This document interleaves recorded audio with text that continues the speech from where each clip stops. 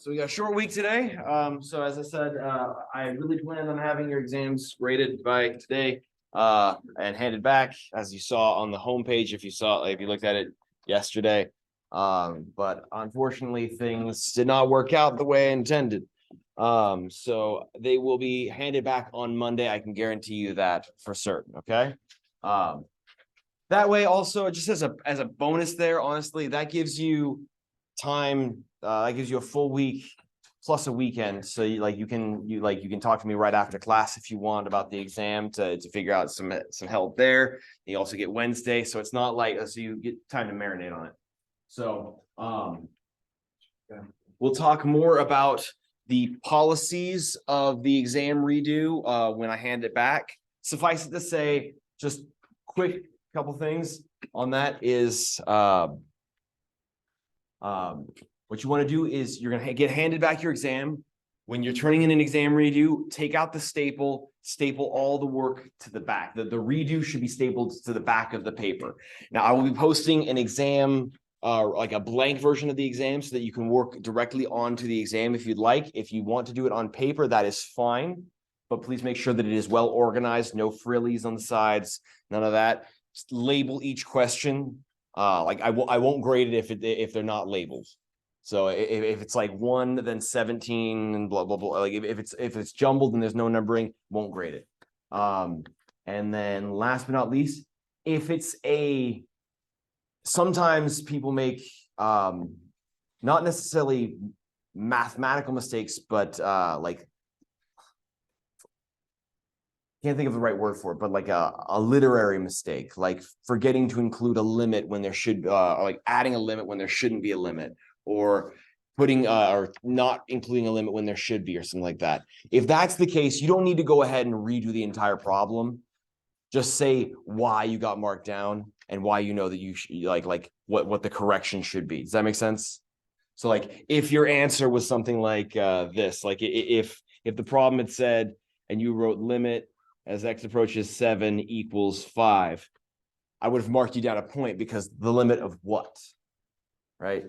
There needs to be a thing here or something like that. Or if you took a limit and you still have the limit sign there, right? We've seen that a couple times where like you've written 5 times 2 or 5 times 7 minus 3 over 7 squared plus 5 or something like that. You've taken the limit, but you still wrote the limit. That would be a point where you get marked down just because it's not mathematically correct. So even though the idea is right, the work is not a legitimate quote unquote mathematical argument. So in that type of situation, just make sure that you write down like how you know that you did, like know that you did wrong. Bad dog. Rub your nose into it. I'm kidding, of course. Very rarely does that actually do anything for the dog. Anyways, okay. So back to the task at hand. So I'm looking, I wanted to just verify here where we are on the schedule. Yeah, so we're supposed to be going over 2.3 today and finishing 2.3. So hopefully we'll be able to get through all of that.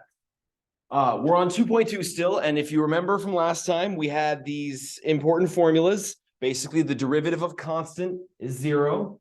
The power rule is you take the exponent, bring it out front, and then the exponent now becomes the same thing, but to -1. And it works for any value of a, as long as it's a number. X to the x, don't do that. X to the x, you can't do the power rule on x to the x. And we'll figure out how to approach that situation soon. Constant multiple, you don't have to worry about constants. You can just bring them out front. Sum and difference rule, you can take the derivatives of sums of things and just find the derivatives separately. So those were the main rules. And what we realized is that you don't need to do all this work. You don't need to be like, okay, well, I need to take the derivative of each one separately. This rule, this power rule, will become bread and butter. It's going to be very, very important to just know how to do it. And I don't expect you to do that work every time. Honestly, I'd like you to just go from now on, if you can go straight from this to this, I'm a happy camper. I don't need to see you do the multiplications and do the fraction subtractions like we see in part B. I ideally like that to be done in your head or on your calculator, and then just don't even bother writing it down on the paper. Does that make sense? So on this one, despite many flaws of myself making errors, we got this one. Point of this problem really was to say, because once we get to 2.3, the way we compute the derivative of this will be much different. But this was mainly meant to mention to us that the derivative of a product is not the product of the derivatives. So sadly, because if you just took the derivative of these two things, you would not get this. So, and the same thing goes for division. So note, d dx of f of x divided by g of x does not equal f prime of x over g prime of x. And just so we're clear on some terminology here, just like with the limit, d dx is an operation on something. So d dx means you're taking the derivative of the thing in parentheses. That gets a fun little thing later on in mathematics, especially if you go into differential equations very, very far, is that you have these things called operators. And d dx is an operator. It's an operation that gets applied to things. So d dx by itself means nothing. It needs to be applied to a function. So just so we're clear. So for this one, how do we handle it then? If we can't do the derivative of f up top and divide it by the derivative of g down bottom, how would we solve this one? Cry? Exactly right. It's the Yang-Mills existence and mass gap problem, essentially. It's an unsolved math problem. I'm kidding, of course. What we do is we divide, right? We actually take care of the division. This is first, so first simplify. So f of x, you're just dividing by x. So that just becomes x cubed divided by x minus 2 square root x divided by x, which means that f of x is equal to x squared minus 2x to the negative 1/2. Make sure you understand where that exponent came from. Remember, square root of x is the same thing as x to the 1/2. So we have x to the 1/2 over x. That's a different, like there's going to be a leftover 1/2 in the denominator. Is that cool? So the derivative, and this is why you should always write maybe an arrow or something like that. So, and make sure the f prime is really pronounced. Otherwise, it looks like your f just changed magically. Like if I write it very, very half-handedly, if I write it like, and I'm writing this just so you see, if I write,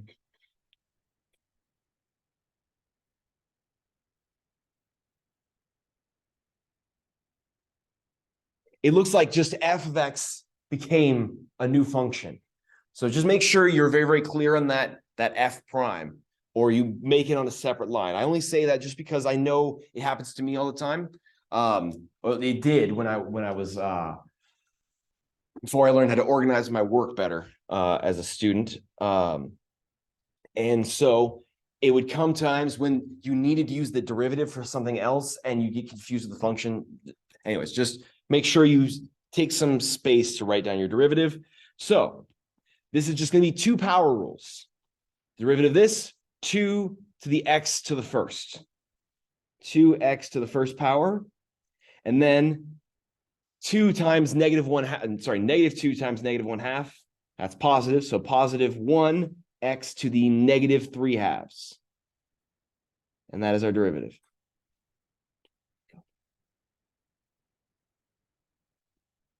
Because negative 1/2 minus 1 would be negative 3/2.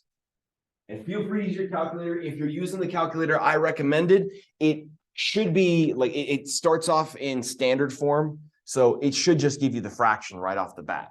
It's beautiful. Do you have a question? Okay. All right, this one. Same issue. 1 over w to the pi. We didn't learn any rule about how to take care of a fraction. what are we to do? But it's just 1 over w to the pi. So we can rewrite that. This is w to the 7/3 plus w to the negative pi. The reason why I mentioned this one, this is a very, very specific reason why I bring this one up, because we're going to learn in 2.3, so very, very soon, we're going to learn the quotient rule. And many students will want to use the quotient rule on 1 over w to the pi, when that's just putting way more work. That is using a tank on a problem that really just requires a boot. Like you're trying to run over a problem with a tank instead of just squashing it with your foot. It's you're bringing way too much artillery. So I really want to make sure this, if it's just a number up top over something, you can bring that up top and just make it easy for yourself. So P prime of W is 7/3 W, then 7 minus 3, so 4/3. And then minus pi w to the negative pi minus 1. Yeah, it's a weird exponent, but that doesn't mean it's not an exponent. It's just an exponent like you or me.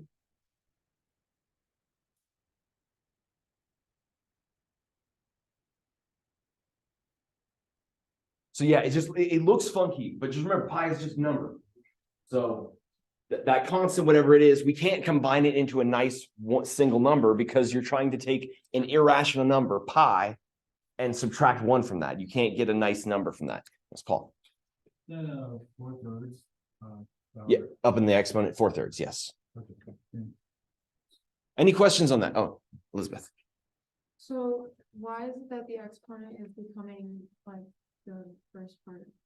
Like well, why is the coefficient in front? Yeah. So that has to do with the definition of it.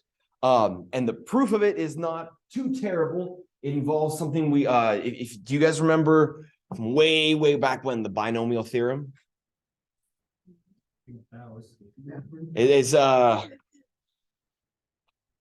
a nasty formula. It's that x plus y to the n is equal to the sum from, I think, k equals 0 to n of the binomial coefficient, then x to the n, then y to the k minus n minus k. Oh yeah, I got k minus n? No, n minus k. X to the k, n minus k. Yeah. There's that formula. The proof of the, so this is the power rule. At what Elizabeth, what you're talking about is the power rule. So this thing says that the derivative of any x to a number, the number basically goes in front, and then you get the exponent is the number minus 1. There's more to it than that, but the proof of it, if you ever want to see it, has to do with the binomial theorem. But honestly, do not worry about the binomial theorem. I'm not going to ask you to find that. Suffice it to say, I had the multivariable binomial theorem for my thesis. That was a really fun thing. That's really fun stuff. But anyways, any questions on that? Ava? Because the exponent is negative, would you get a negative in between? Yes. Good point. Ava brings a very good point. So because this was a negative pi, it would be like, technically speaking, there's a plus negative pi w to the negative pi minus 1. But adding a negative is the same thing as subtracting. So that's why that's there. Thank you for bringing that up. Good. Any other questions? All right. Then we have the rules for exponential and logarithmic derivatives. Let a and b be positive real numbers, so that the logarithm and the exponential function are defined.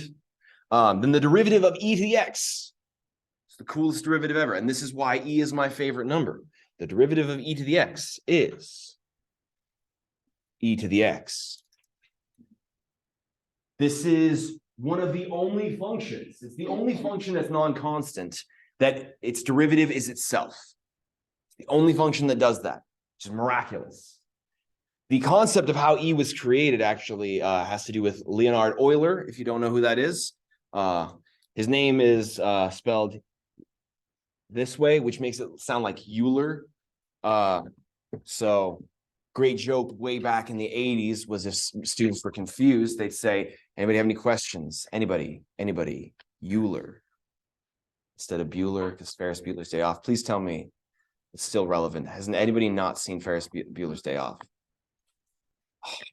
Okay, I'm getting old. That's funny. Ferris Bueller's Day Off is a great movie. Highly recommend.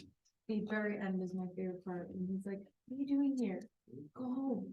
Oh yeah. The break, like it's one of the first movies that broke the fourth wall. It's a great movie.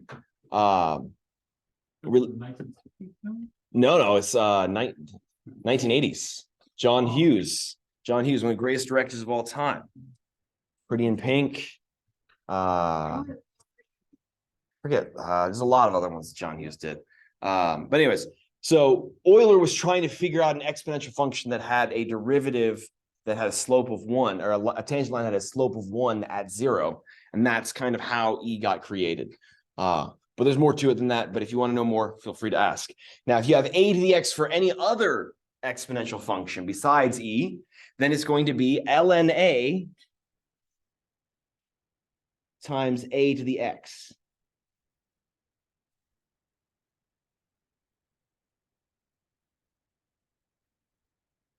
Yeah. This is the one I always forget. I knew it. Hell yeah. Ln of x, the derivative of this one is 1 over x. Are these formulas? These are formulas. So the derivative of e to the x is itself. The derivative of a to the x is ln of a times a to the x. The derivative of natural log of x is 1 over x. And then the derivative of log base b of x for any logarithm other than the natural log is going to be 1 over log base b of sorry, not log base b. 1 over ln of b times ln sorry. 1 over ln of b times 1 over x. Does anybody know why it's going to be 1 over ln of b times 1 over x? It looks very, very similar to natural log of x's derivative, right? It's just got that extra factor. Does anybody remember the change of base theorem? No, because nobody talks about it anymore because it's not very useful at all. It's only useful in the proof of this now. That's the only thing that I found that is useful for the change of base theorem. You learn it typically in Math 126, but they just say, it's not important anymore. So, but anyways, so those are the formulas. What I will tell you is memorize these. A and C. A and C you need to have memorized. B and D, I will give you those formulas if there's ever a problem that involves them. Like you need to know how to use it, right, in the context. But the point is, B and D, you will not be expected to memorize.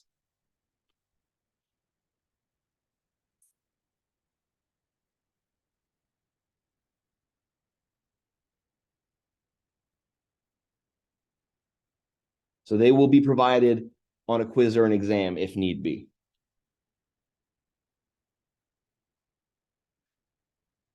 And that's because it's very, very rare that you ever use those ones, honestly. Like I can tell you, I've been teaching for 10 years and been studying math for 15 or so years after that. I can count probably on one hand the number of times I've had to use log base b or a to the x besides teaching it. Like in actual practice stuff, I think I've used it probably a handful of times. And it's because there's a cool little factoid is that every exponential can be converted to e to the x, and every logarithm can be converted to the natural log, plus or minus a constant. So that's the reason why I don't really like to test on them. I don't think it's very, very useful. But anyways, just to satisfy the powers above me, I have to teach those derivatives just to say that I taught you them. So there, I've taught you them. Any questions? No, good, got it. we'll move on. But A and C, definitely know those ones. A and C, definitely know those ones. So find the derivatives now that we know that. Well, so y prime or dy dx, however you want to write it, the derivative of e to the x is itself. The derivative of 2x cubed should be 6x squared. Now, just what is the derivative of this? 7 times the 5th root of x, the first power? Well, we should first convert that to exponential form because we don't have a formula. We did not learn a formula or a rule for the derivative of a radical. But the reason why we don't have one is because we don't need one, because every radical can be rewritten as an exponential, like as a function with an exponent. So this would be 7x to the 1/5. So the derivative of 7 to the times the 5th root of x is going to be minus 7/5 x to the -4/5. This class is where you will get very, very good at doing just subtracting 1 from fractions. You'll get very, very good at it after a time. And then the derivative of log base 7. So here your base is 7. So you're using the D formula. So it's going to be plus 1 over natural log of 7 times 1 over x. And that is your derivative. You are offending me. Notability. That is definitely a box. Thank you. All right. Any questions on that? That's Next. a pretty box. Say what? That's a pretty box. Thank you. I drew myself. Oh, I did, the last part of the log, Say that. right, yeah, 1 over L and 7. So that's coming directly from this formula. So whatever your base is for a log base b, if it's not natural log, it just becomes the derivative of 1 over ln of b. And so if you want a quick, maybe I'll put it during the break. Oh no, we got time. It's fun. It's super cool. So the change of base formula says that log base b of x is equivalent to natural log of x divided by natural log of b. That's the change of base formula.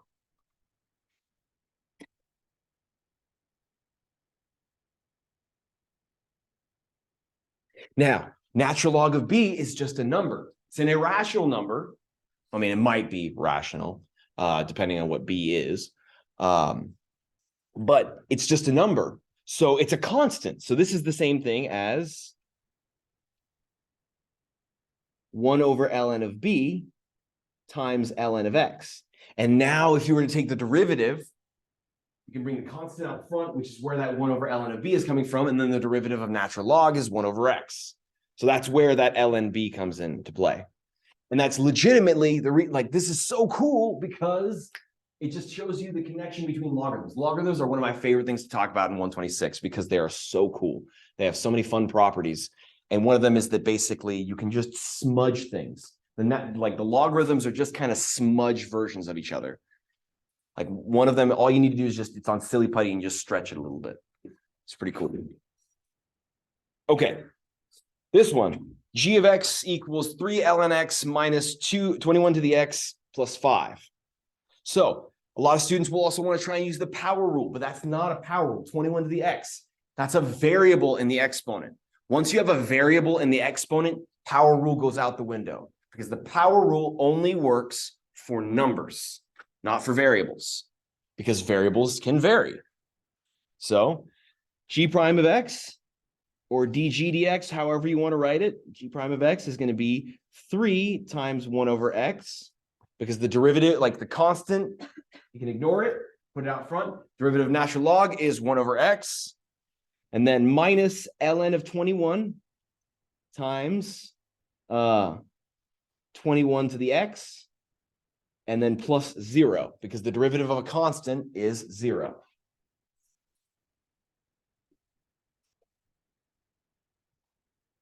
And so that's going to be, to write it more succinctly, 3 over x minus ln of 21 times 21 to the x.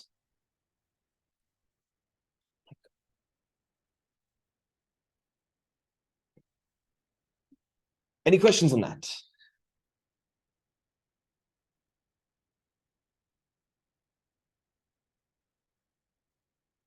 So, just as a reminder, because someone did ask about it, and it's a very valid question. It's like, why do we care about the definition? Like, why do we learn about limits? Why are limits even talked about? And it's because all of these derivatives, all of these rules that we're learning, they all stem from the definition of the derivative. Every proof, every rule that we've just learned, all of them boil down to using the definition of the derivative to prove it. So derivatives would not exist without limits. So, yeah. Constant always changes to zero. Yeah, the derivative of a constant is always zero. Yes. I have a question about the previous question, about that one. Yes. Where did you get the Negative 4/5. So that's the power rule. And so yeah, that's a good one. Let's bring the reason.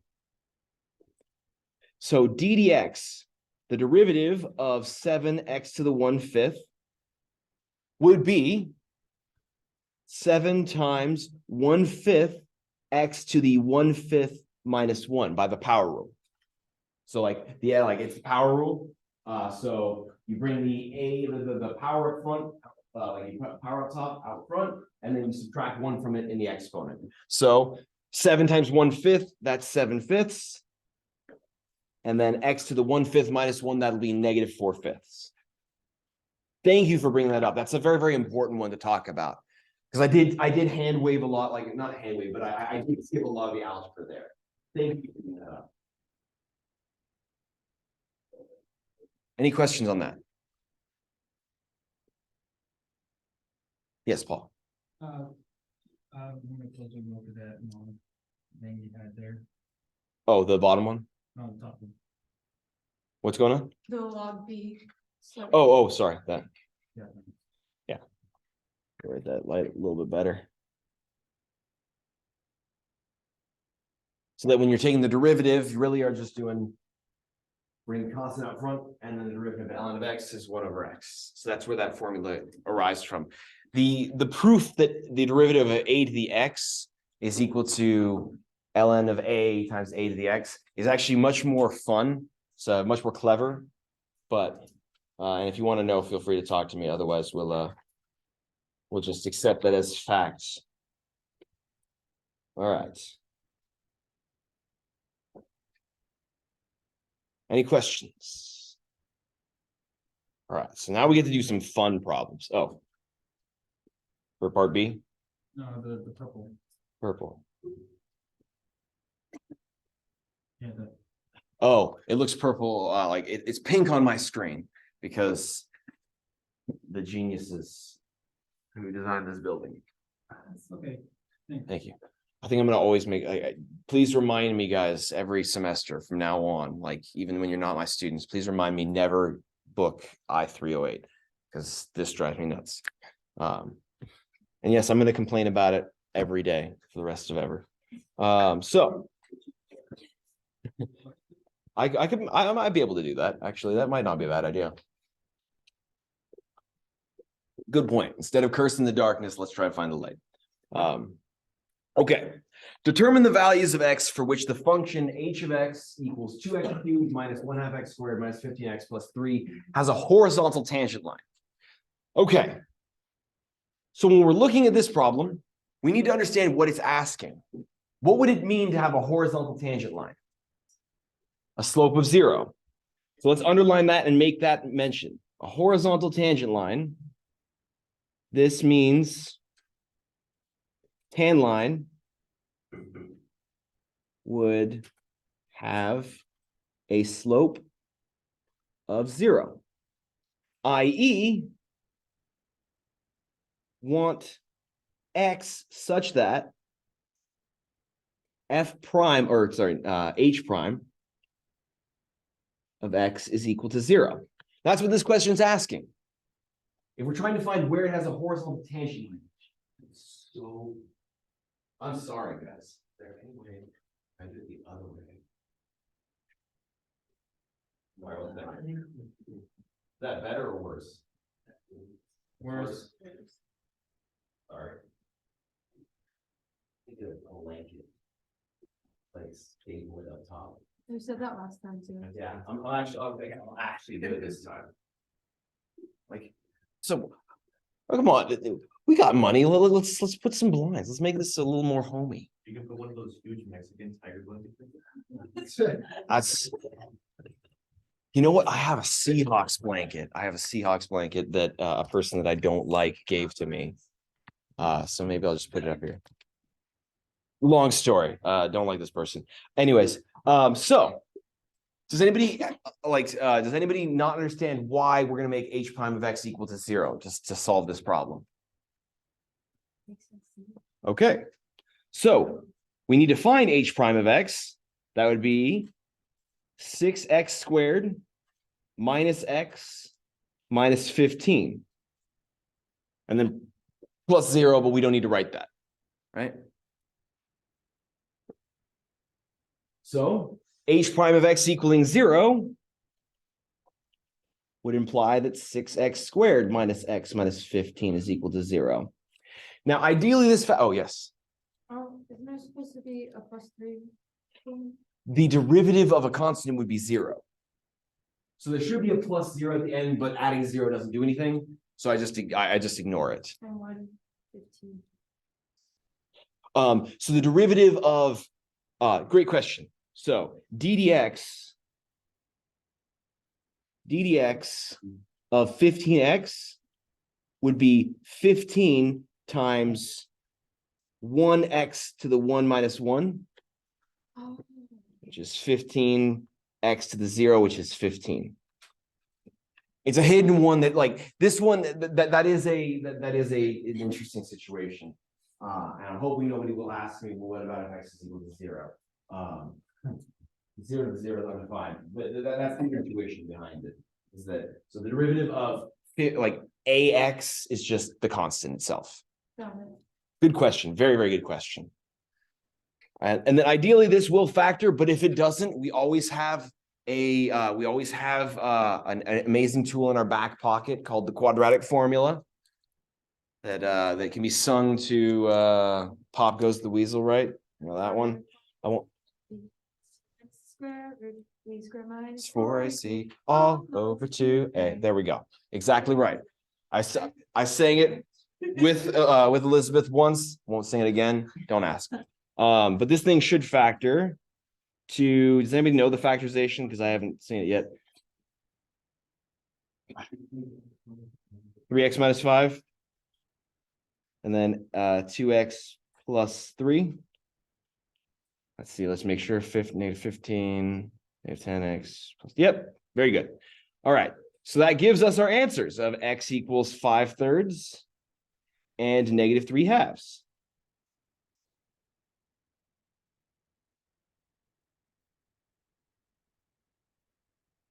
Yes, Paul. That pink, is that absolute 5, absolute 15? Is that a absolute? Oh, that's 15 times 1. That's 15 That's times. 15 times 1. Okay, Yeah. thank you. Yes. All right. Find the equation, and then example 2.2.5. Find the equation of a line tangent to the curve f of x equals 3x squared and perpendicular to the line 3x plus 18y equals -7. So first off, we need to find the equation of the line. So we're gonna need a point, and we're going to need a slope, right? Now notice it didn't give us a point, so that might be a little bit concerning. So first things first, though, we need to know the slope. We need to find some stuff here. So what can we do? What should we do? We need our slope of our tangent line to be perpendicular to 3x plus 18y equals -7. I don't know what the slope of that is off the top of my head. Do you? What you guys are saying is exactly right. We're going to write this in slope-intercept form. So this is 18y equals -3x minus 7. So y is equal to -1/6 x minus 7/18. And I know that doesn't look pretty, but the thing is, we don't care about the constant. We don't care about the b term. All we care about is the slope. Our line, our tangent line, has to be perpendicular to that. Want m tan perpendicular, which implies that m tan should equal +6. The negative reciprocal, right? Opposite reciprocal.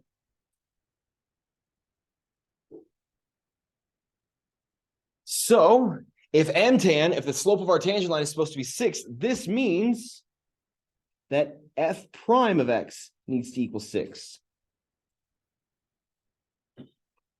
Aha, this is how we're going to find our x value.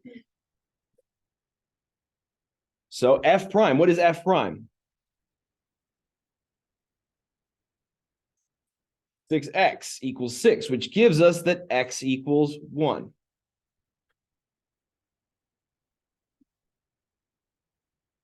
Okay. So normally when we're finding the equation of a tangent line, we need to find the slope and we need to find a point. Now, even though we kind of worked backwards to work forward, we worked backwards to work forwards. So we already know what the slope is. It's 6. We now just need to find the point. How do we find the point? John Doe student says, okay, I'm going to find f prime of 1 equals 6 times 1 and implies the point is 1,6. Why is John Doe student wrong? Because that's the derivative. That would be a point on the derivative of the function, not a point on the function itself. So we're going to take that x value,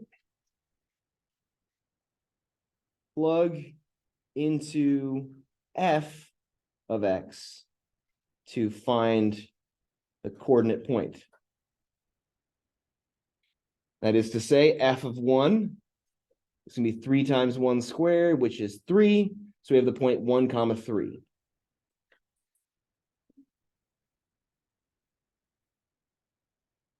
So what I meant by like we're working backwards to work forwards is that normally we take the derivative to find the slope. Here we found the slope and then use the derivative to find the x value to find the point. So we have our slope is 6. Our point is 1, 3. So y minus y sub 1. So y minus 3 is equal to m. 6 times x minus x sub 1, which is 1. And we have our answer. Or if you want to be that person, y equals 6x minus 6 minus 3. If you really want to put it in point slope form, if you really want to do that to yourself, I don't know why you would, but if you do, then you just FOIL it or like distribute and add the 3 and you're good. Yes. The 6, absolutely.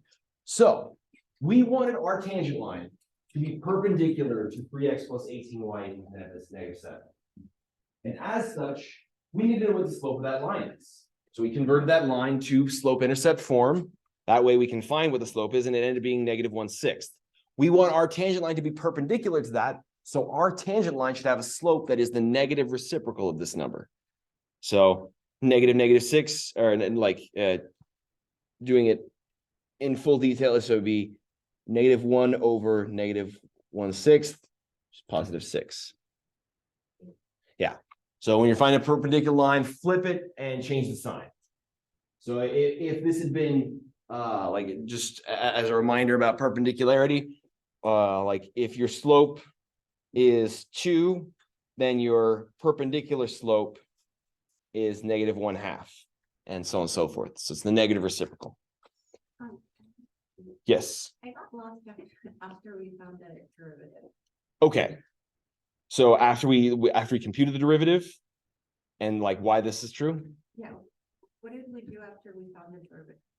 So great question. So what we did, please tell me I'm recording. Okay.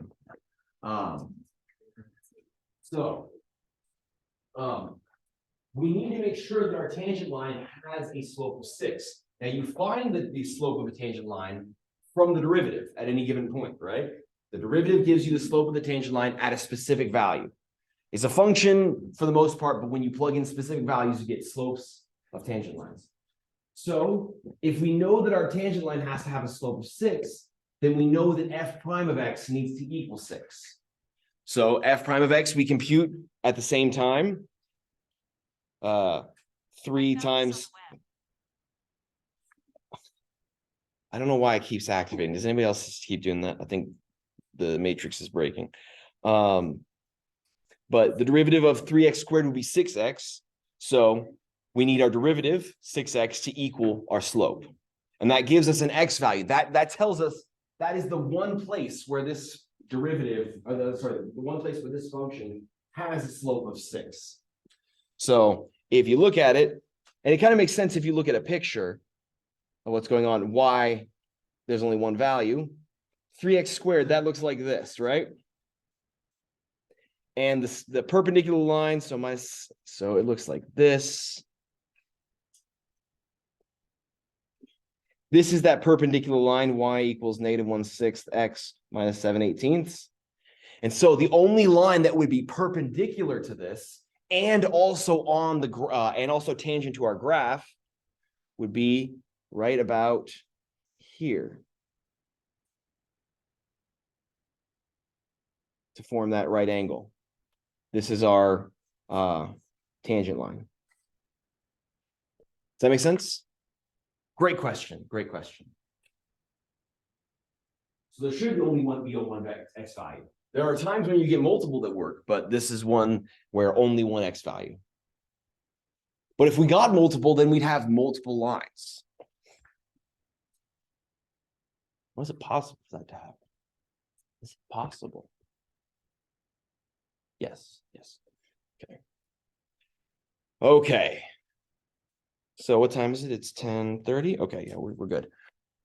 All right, this one is a doozy. This is one of my favorite problems. Love it. Love it, love it, love it. Super cool. Because it really tests our abilities here. And that's not a reason to say that this is going to be an impossible problem. This is a challenging problem. This is fun. Believe me. Find all the tangent lines to the curve f of x equals 3x squared plus 12x minus 7 that pass through the point 3, 8. A graph of f is provided below. The graph is there for a reason.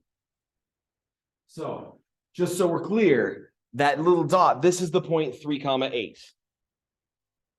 This point right here, this is 3, 8. And this is f of x. So, what we need to do, let's visualize first. Sometimes when it comes to hard problems, if you ever want to have a fun read, next time you want to fall asleep, there's a book by a famous mathematician. More specifically, he's known as a PhD of mathematics education. His last name's Polya. I can't remember what his first name. I think it's George. But he wrote a book called How to Solve It. And it basically gets used in every class for mathematics education ever. And he talks about many different strategies that students should take when trying to solve math problems. And one of the things that you can do is try to draw a picture. Hence what we got here. So if we wanted to have tangent lines that pass through 3, 8, if I'm drawing this, I think I can find two. One of them would be right here.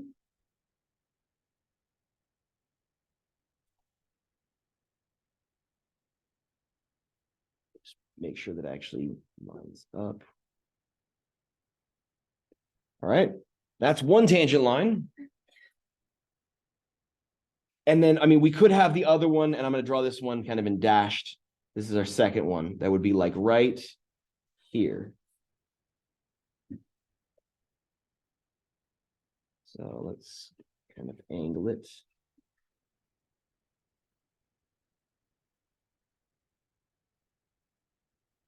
Good enough. So, and then it'll have a point right here where it's tangent.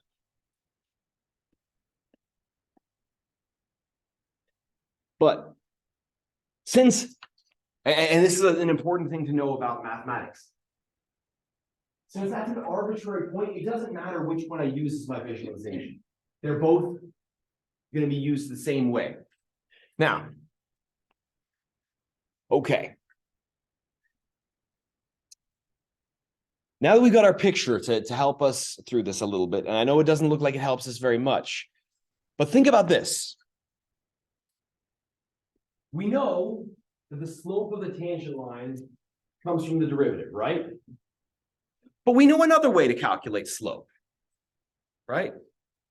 y2 minus y1 over x2 minus x1, right? That's what's going on. So we can get slope in two ways.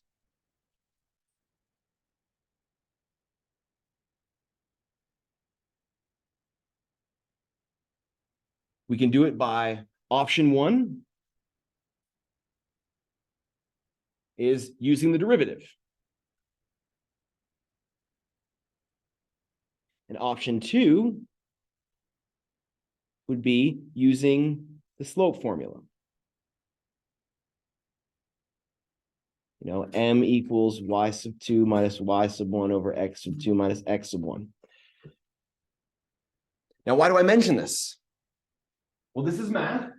So if we can get it in two different ways, they should be equal, right? What I get from using the derivative, the slope of that line, should be the same as if I use the slope formula. Would we all agree? And don't just agree because I'm saying when you agree, right? Question what you're learning. Take the power back. Know your enemy. All those Rage Against the Machine songs. Agreed. 100% agreed. But these things need to be equal. These should be equal.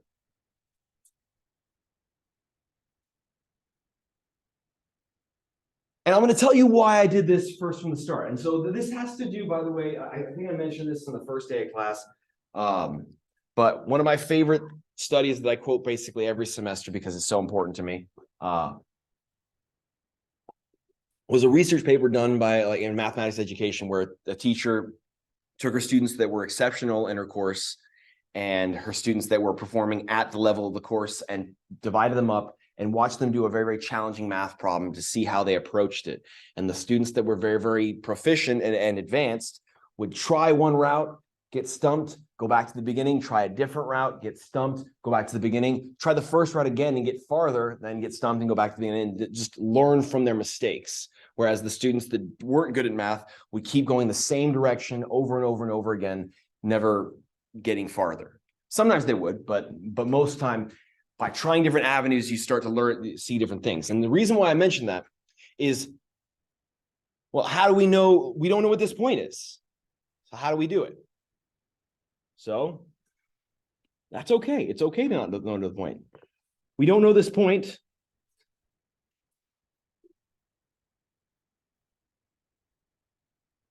Let's call it A comma B, right? It's a point on the graph. It has to have an X coordinate and a Y coordinate. But there's something else that we know. Because this is the point on the function, right?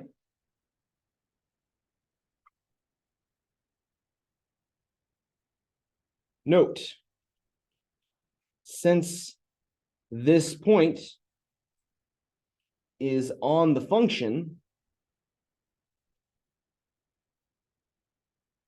its y value is f of a, right? Because it's a point on our function, that y coordinate has to be dependent upon the x value, which is a. So f of a is, let's see here, 3a squared plus 12a minus 7. Once again, I know it looks weird. We don't know what it is. So it's just, right now, we're going to call it A. Okay. Any questions so far? And it's okay to be lost. It's okay. Like you'll start to see things as they come together. But if we understand the fact is that you can calculate slope in two different ways. You can do it by using the derivative You will, I mean, you can count the slope of a tangent line in two different ways. If you have 2 points, you can use the slope formula. And if you have 1 point, you can use the derivative. So these need to be equal. So option 1 would be using the derivative. What is the derivative? F prime of x is going to equal 6x plus 12. And then minus 0, but that doesn't matter.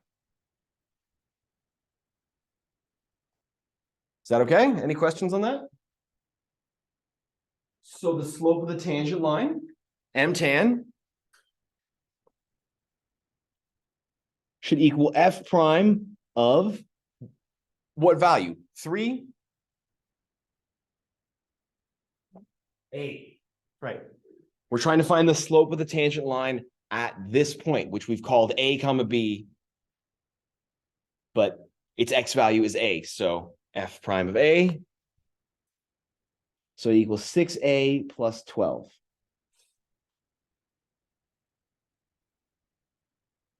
Okay. Option 2. And by the way, what I'm telling you here, I'm recreating this from scratch. I don't remember how to solve this problem. I'm just following my notes. I'm just saying what's going to happen. It could be that this gives me nothing. Could, like, granted, I've been doing this a long time, so I kind of have an idea that this is the right way to go. But point is, this could be complete gobbledygook. Could be completely pointless. That's okay. So long as we're writing something down, we're actually doing something, right? So option 2, we have 2 points. We have 3 comma 8 and a comma b, which is actually a comma 3a squared plus 12a minus 7.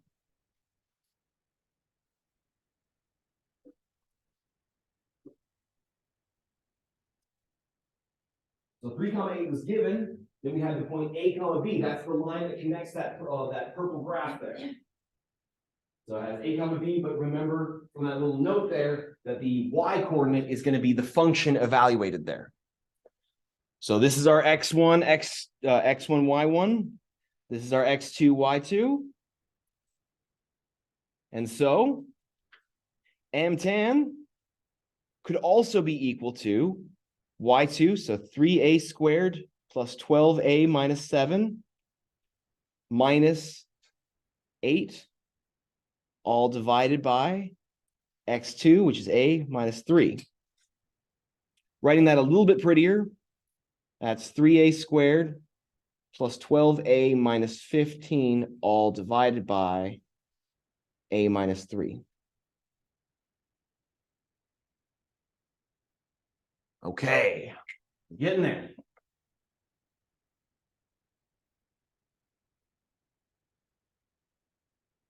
So now we have 2 things that must be equal, but they're 2 different expressions, and that's okay. They have to be equal. Since these should be equal,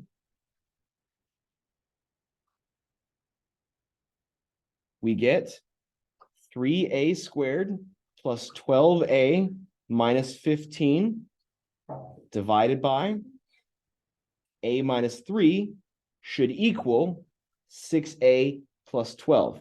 Option 1's way of calculating slope should equal option 2's way of calculating slope. If it didn't, math would break, and math can't break. Math is based purely on logic. So if we come to a false statement, then we know we did something wrong.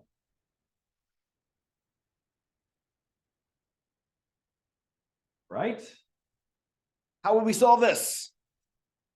Getting stumped again.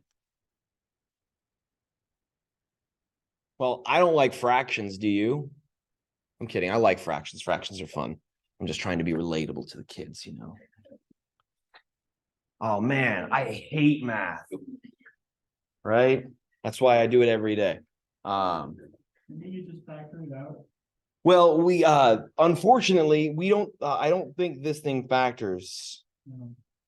to an A minus 3. I don't think it, you get 27 plus, no, it won't factor that way. So yeah, we can multiply both sides by A minus 3.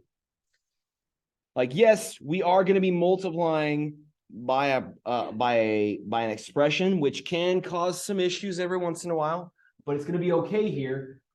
The rate, when we do this, we have to just make sure that the answer does not equal 3. If A equals 3, then we'd be dividing by 0 on one side, and that would be a problem.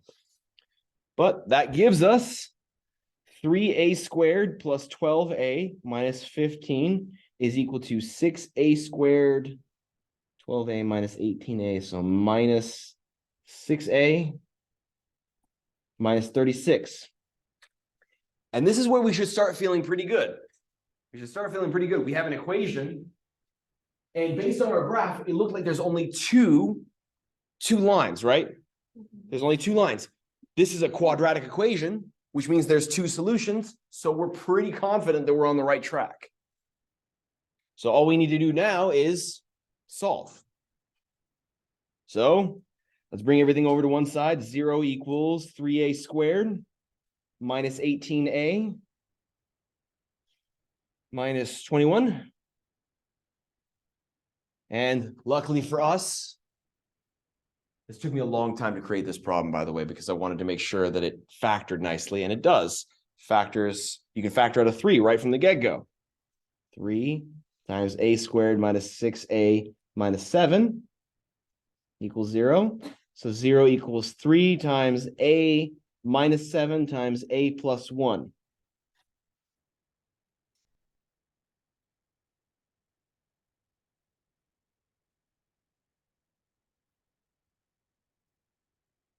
All right, John Doe student does something, and it takes a year off my life. Says that the answers are A equals 0, 7, and -1. Why is John Doe student wrong? What solution is not correct? The 0. Remember, and it's okay if you forgot this. It happens to everybody. The 3 is just a number, so it doesn't give us a solution. If it was 3A, then yes, it would give us a solution. But as it stands, it's not a number. So the answer is only 0, -7 and -1.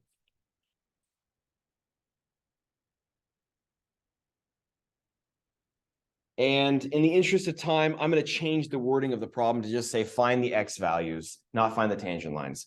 But for now, it should not be too hard, right? We have the a values. So those are our x values. We'll plug it into the derivative to find the slopes. Plug it into the point, the function to find the points. Call it good. Is that okay? Does anybody have questions on that? That's a big problem. It's a big undertaking. Maybe.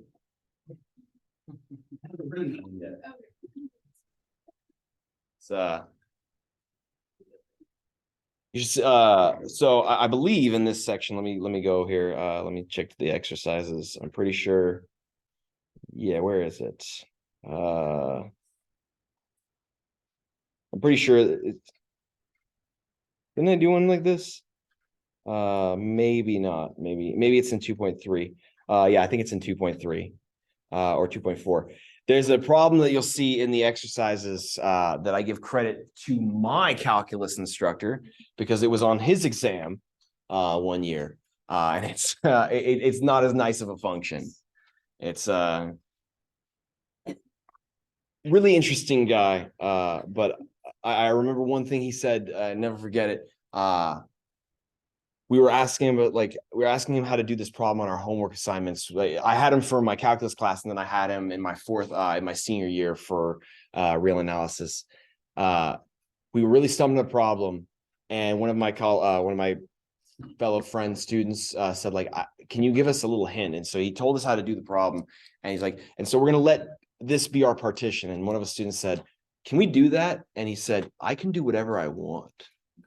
Did I tell you guys this story? I don't think I did. No. Okay. He just like deadpan stare was like, I can do whatever I want. Like he just basically was the god of mathematics. Guy was really smart. But suffice it to say, I like the idea that I can do whatever I want.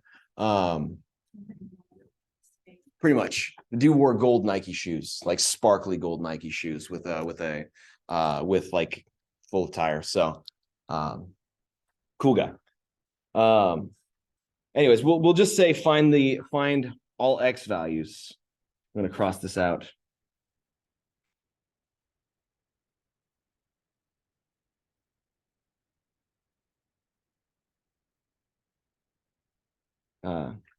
Find all x values such that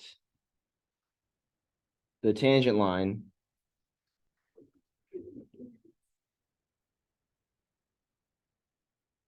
to the curve fx passes through, just to save time. Like that would be an extra added bonus question. We like, now that you found those a values.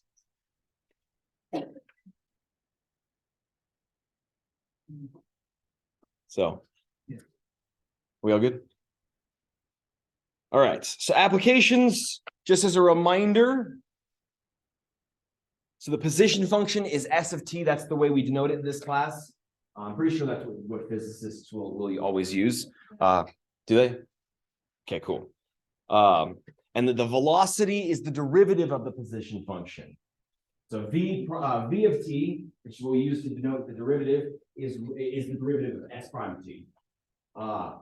And it gives the position function only gives the position from the starting point. So what you're measuring is like, this is time 0. This would be time 5, 5 seconds. Then maybe I go here at 3 seconds, and maybe I go back over here. It only measures the distance from the starting point. Velocity can be negative. Position cannot. You can't have, we cannot, well, wait. Yes, but like position could be like quote unquote negative. In certain ways, it can be.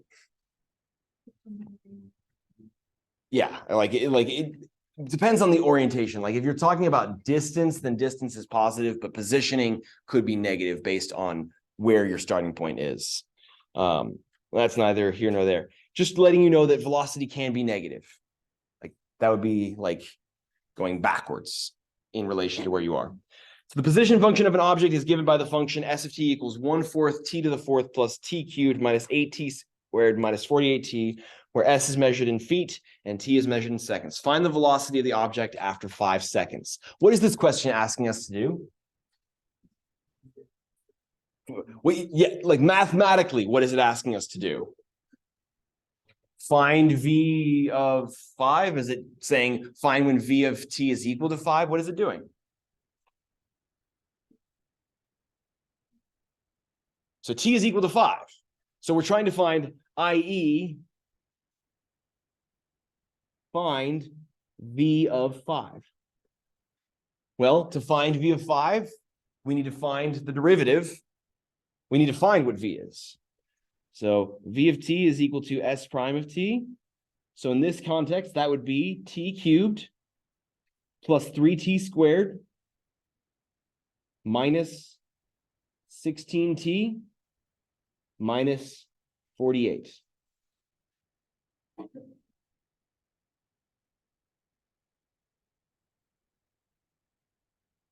All right. So v of 5 would be 5 cubed plus 3 times 5 squared minus 16 times 5 minus 48, which if you plug that into your calculator, you should get 72 feet per second. And the units are important, right? The teacher will always say, the teacher will say, if you don't include the units, 72 what? Elephants? I always do that. And they do that squilliam laugh. Determine the times at which the object is at rest. What does it mean for an object to be at rest? Velocity is 0. You are staying still. So, object at rest, this means v of t will equal 0. So like if you're at rest, there's no velocity. You're not moving at all. So your velocity is 0. So that is to say, t cubed plus 3t squared minus 16t minus 48 is equal to 0. And luckily for us, now, like back when CSN still offered Math 96, which was about how to like learn how to factor and stuff, this is a quadnomial. With any quadnomial with 4 terms, you should always think about factoring by grouping. So if you don't know what that is, you split this into 2 pieces. And then this is t squared times t plus 3 minus 16 times t plus 3. It just so happens that both sets have a common factor of t minus 3 that can be pulled out front. So we get t plus 3 times t squared minus 16 is equal to 0, which factors further to t plus 3 times t plus 4 times t plus or minus 4 equal to 0. So that gives us the values of t. That gives us the values t equals -3, -4, and 4. John Doe student boxes this in. Why is John Doe student wrong? What is t? What is t measured in? Seconds. This ain't Avengers Endgame, right? Yes. Go ahead.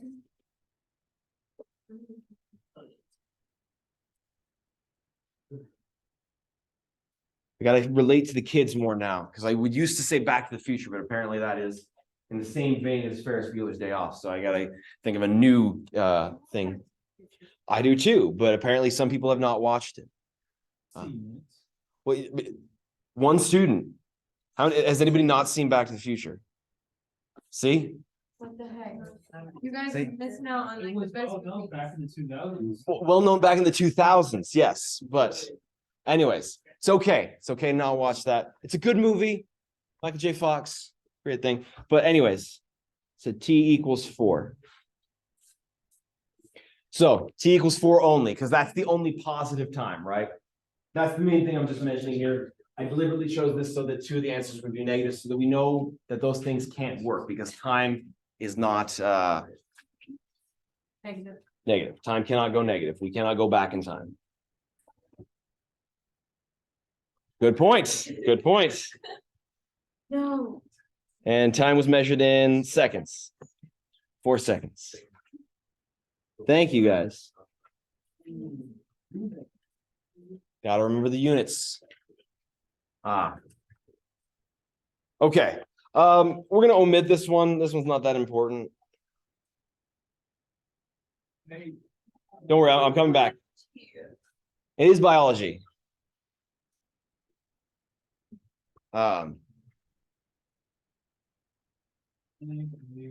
Yeah, of course. All right.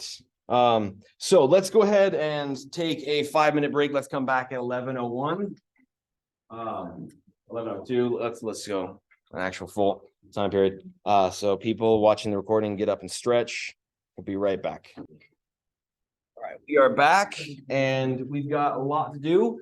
Not a lot of time to do it. That's okay though. Because we'll finish this off. So,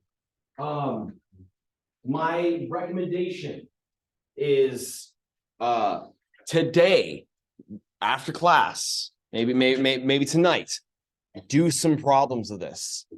Practice this several times because if we like these things, they build upon each other. Next rule, we're gonna get another rule on Monday of next week called the chain rule. And the chain rule will use the product rule and the quotient rule, both inside and out of it. So it's important to practice these rules because if you can't do the product rule, you can't do a chain rule that involves a product rule.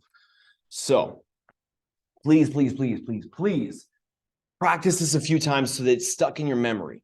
And as I mentioned last time, I think not on Wednesday, but on Monday, a very good useful resource is Paul's online notes. He has a bunch of practice problems and lecture notes that they're not videos, right? But they are lecture notes. And so, and all the lecture notes have extra practice problems. So please utilize that. Maybe I can even send out a link or something like that, but Paul's online calculus notes.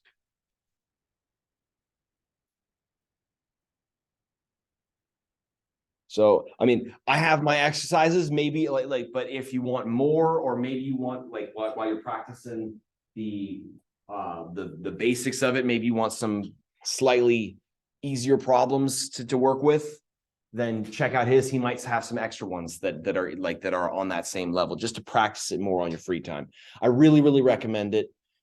Just spend 30 minutes, 20 to 30 minutes tonight, spend 20 to 30 minutes on the weekend, and so that we are ready to go on Monday. So the product rule, this is how we take the derivatives of products. The product rule says that the d dx, so the derivative of f of x times g of x, is equal to f prime of x, g of x, plus g prime of x, f of x. Shorthand, fg prime, f prime g plus g prime f. F prime g plus g prime f. Now, some books will write it as g prime f prime. They'll write it in a different way, but they're wrong. It's not that they're wrong; they're just misguided and stupid. Because the reason why I say that is that the way that there's a way to memorize the quotient rule using the product rule. The quotient rule. So d dx, the derivative of f of x divided by g of x, is equal to f prime of x, g of x, minus g prime of x, f of x, all divided by g of x quantity squared. So shorthand would be f divided by g prime is f prime g minus g prime f, all divided by g squared.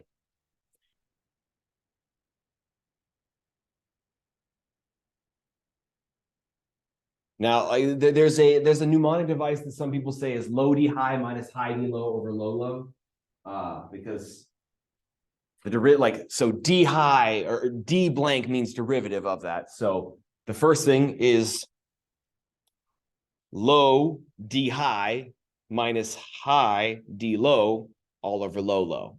So g squared, low low squared. That's one way to memorize it. I memorized the product rule, and then remembered that the product rule is the same as the quotient rule. It's just you do a subtraction sign in the center all over g squared. So it's just one extra thing. It's two extra things. Now the proof of these ones are fun-ish. If you ever want to see a proof of them, feel free to talk to me. I'm happy to provide it. But those are the rules. As long as we all understand that there is a valid mathematical justification for this, we're all good to go. So this is the way I've always done it. And once you get better and better and better at this, you stop having to do this. But when it starts off, it's best to do, you're going to have to calculate multiple derivatives. So why not we calculate them on the side?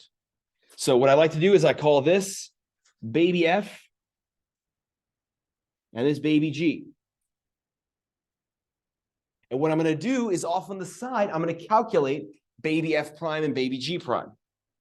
So baby f is z squared minus 3z plus 1, which means that baby f prime is 2z minus 3. Baby g is z cubed minus e to the z. So baby g prime is 3z squared minus ez.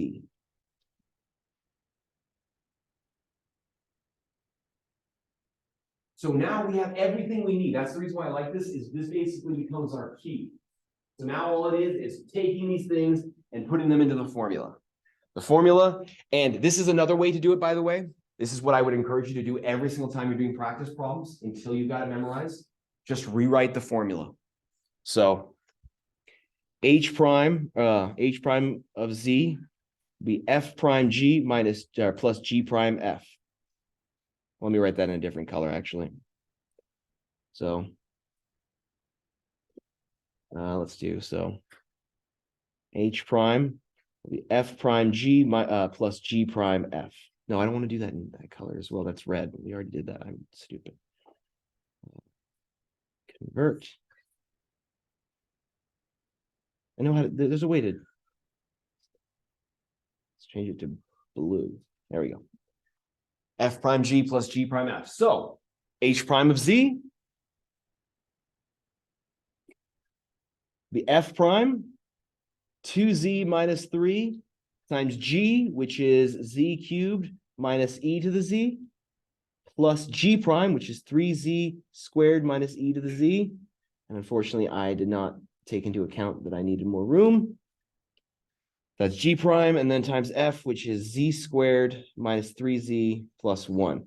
Now, some teachers will make you FOIL that out and simplify it, but that's not what we're testing here. We're not testing. Sometimes you may need to do that. Sometimes you may need to FOIL it out. And that would be to like try and solve problems. Like, for example, if we were to ask to find where this function has a tangent line of slope 7, we'd probably want to FOIL this out and simplify it so that we could set it equal to 7 and go from there. That being said, that's a very tall order when you have both variables and exponentials in the same problem. I would not ask that on this. But any questions on that? So that's it. That's all it is.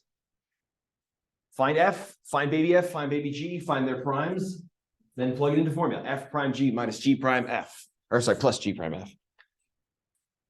Then this one. This is why I say baby F and baby G, is because what if your function is named F, right? To distinguish it in my mind, I use color and then I call them different names. So I call them baby F and baby G. So this is baby F, this is baby G, and this is going to be the quotient rule. So off on the side, F is x squared plus 1, which means that baby F prime is 2x. Baby G is x squared minus 1, so baby G prime is 2x as well. Now this brings up a very, very fun thing to think about for later on in our course. Notice that F and G, despite being two different functions, they get the same derivative. Interesting. So multiple functions can have the same derivative. Interesting. Anyways, so F prime of X, the F prime G minus G prime F all over G squared. Just rewrite it every time. It's a free way to memorize it faster. So F prime of X for us would be F prime. So 2x times G, which is x squared minus 1, minus G prime, which is 2x times x squared plus 1. That's F all over G squared. So x squared minus 1 squared. And remember here, despite it looking like a factor, x squared minus 1 is not a factor, it's a term. Because there's a minus sign here. If this was a multiplication sign, then we'd be able to cancel and simplify. But we cannot cancel these because they are not, it's a factor down here, it's a term up here. Is that clear? Yes. Good. Thank you. It drives me nuts when students do that. I understand why you would, I understand, but just it's not mathematically valid. Okay, any questions on those? And that's it. That's all of it. Okay. I'd like you guys to do A. This next one. Do yourself. And then we'll do B together because B is an interesting case.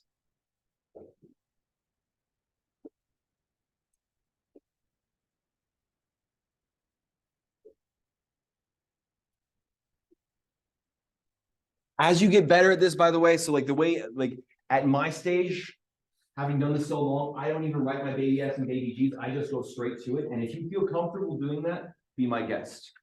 If you feel comfortable like skipping writing the baby F's and baby G's, that's fine with me. I'm going to keep doing it because I don't expect you to do that. But like that took me a while to do. But if it feels natural to you, go right ahead.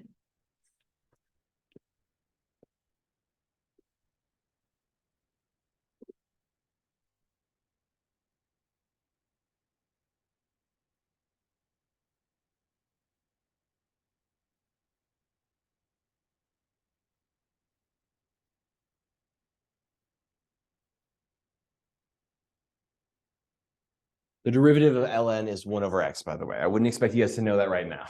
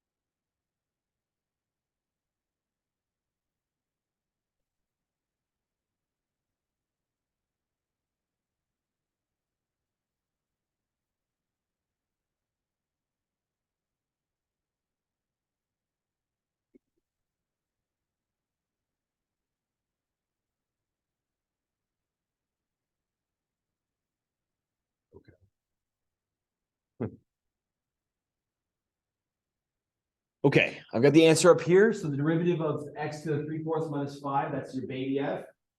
3/4 x to the negative 1/4, because 3/4 comes down. 3/4 minus 1 is negative 1/4. Derivative of baby g would be 9 over 9 times 1 over x, or 9 over x, and the derivative of x is 1. So we have 9 over x plus 1. So f prime g plus g prime f. Just put them into the slots. Don't worry about simplifying, that's not necessary. It's just unnecessary algebra. All right. Any questions on that?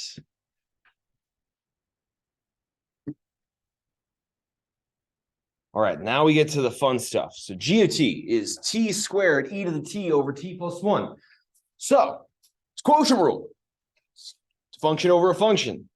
So let's call this baby f and this baby g.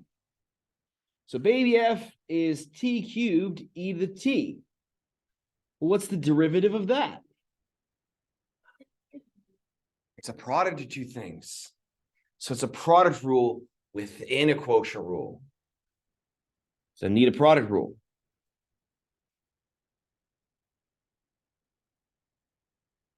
So we have baby f and baby g. Because now we have new f's and g's, right? So let's just distinguish it. We'll call this one just baby f and baby g. Little tiny ones, like right, really small. So is t cubed, which means that is 3t squared. Is e to the t, so is e to the t as well. Right? Baby g prime, baby g. Derivative of e to t is itself. You have to say the sign. Yeah, like, if we already know that it's gonna be 3t squared and then ETD to the babies. No, so like, if you feel comfortable doing the product rule all by itself, like all in one line without writing those things, please be my guest. That's what you want to get to. That's where we want to get.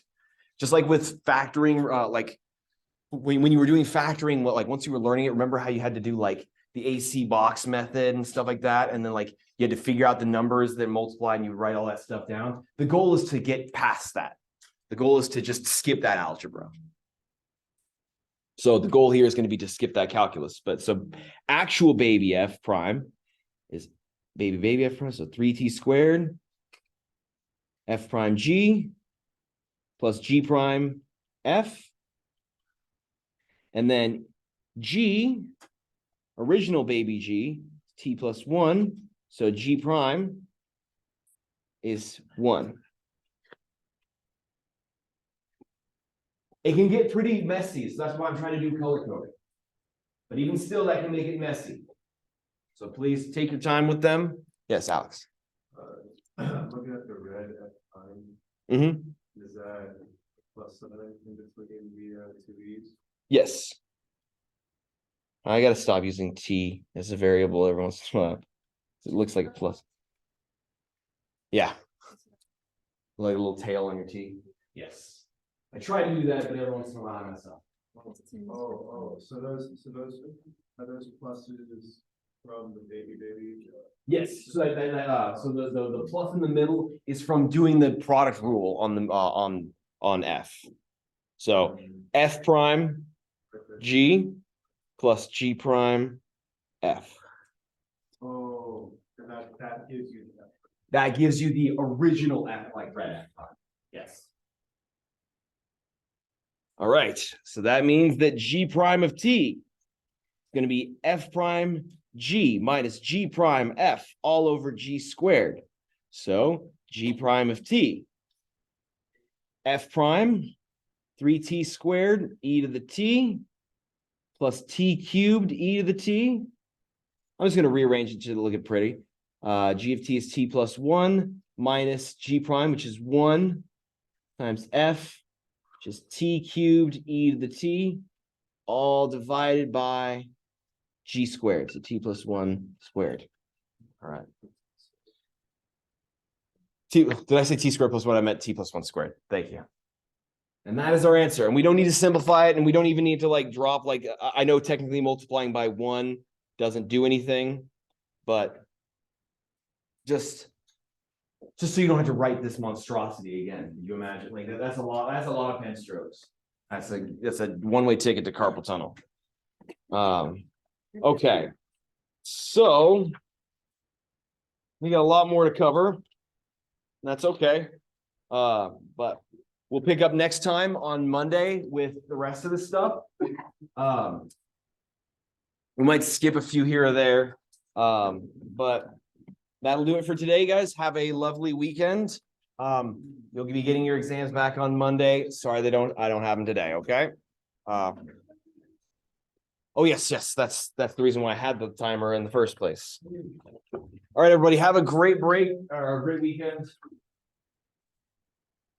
I'm gonna turn on the lights, guys. Shield your eyes.